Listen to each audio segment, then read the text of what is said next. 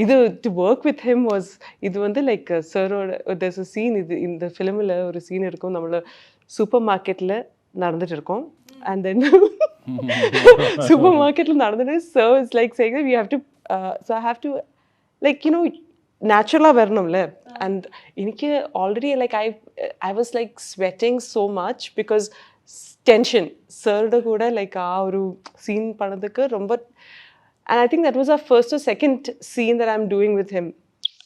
Second டேன்னு நினைக்கிறேன் இல்லையா? ஆமா அந்த ஹோட்டலில் ஷூட் பண்ணோம். ஆமா அடுத்த நாள் செகண்ட் டே நினைக்கிறேன். செகண்ட் டே அது எனக்கு ரொம்ப டென்ஷனாக இருக்கும் like whenever I see him I get tensed. எனக்குமே அது இருக்கும் பட் அந்த இடத்துல போய்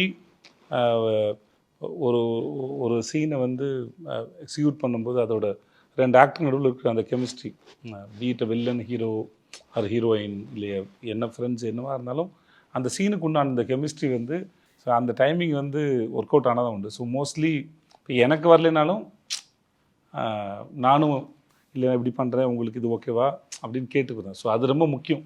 ஆக்டர் வந்து ஆன் ஸ்க்ரீனில் கம்ஃபர்டபுளாக இருக்குது ரொம்ப முக்கியம்.